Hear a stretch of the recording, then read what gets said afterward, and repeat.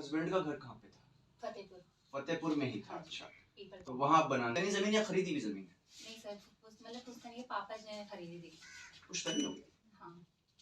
ठीक है, तो आपको प्रधान जी ने बताया कि बिक दूंगा, मैं बेच दूंगा पीके, लेकिन कभी उन्होंने। तो आपका ये कहना था कि ये जो ट्रांजैक्शन हुआ है इसमें आपके हस्बैंड को पैसा नहीं मिला? जी सर। नंबर 1।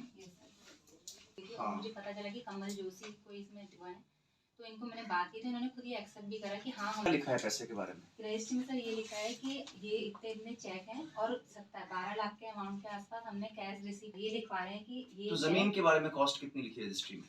27,12,000। जिस तो 12 तो मिले ही हैं सर, क्योंकि आपके नहीं कर सकते। 12 तो मिले हैं। नहीं सर, 12 का भी इनके पास प्रूफ नहीं, और उसमें सर उनके प्रूफ की बात नहीं कर रहा हूँ मैं, आपके हस्बैंड ने साइन किया जाएगा ना। हाँ, जब हमने खाली चेक संख्या लिखने से तो नहीं होगा। जी सर। वो पैसा आपके पति के अकाउंट में आना चाहिए। नहीं आया। ठीक है, तो उसके आधार पे आपने एक म्यूटेशन पे आपत्ति लगाई। जी सर। ठीक है, तो म्यूटेशन इस प्रकार की आई हैं, जो तहसील से म्यूटेशंस हो रहे हैं उसमें शिकायत इस प्रकार से की गई कि फलाना फलाना ज़मीन में स्टे था, उसके बावजूद भी म्यूटेशन हो गए हैं। दूसरी शिकायत इस प्रकार की गई कि इसमें बैकडेटिंग हुई है।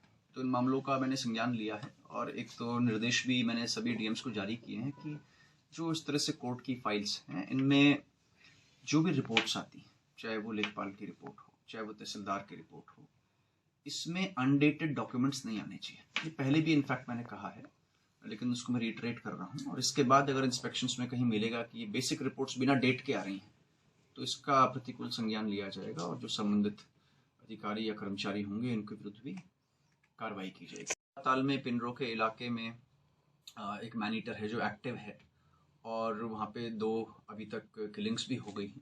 इसमें फॉरेस्ट डिपार्टमेंट की ओर से अभी ट्रैंकुलाइजिंग के प्रयास किए जा रहे हैं और आपने 10 पिंजरे भी वहाँ पे लगाए हुए हैं। फॉरेस्ट से कहा गया है कि एक तो अपनी वो गश्त भी बढ़ाएं और केवल रास्ते पे ही ना गश्त करें, अन्य जगहों पे भी गश्त करें। ग्रामीणों से निवेदन है कि एक तो क्योंकि इस बीच ये बहुत संवेदनशील मामला है तो यथासंभव जंगल के इलाके में अकेले जाने से बचें, बल्कि ना जाएं, मेरा तो ये कहना होगा। और फॉरेस्ट डिपार्टमेंट इसमें कार्रवाई कर रही है, उनसे कहा गया है कि अपनी कार्रवाई में तेजी लाएं।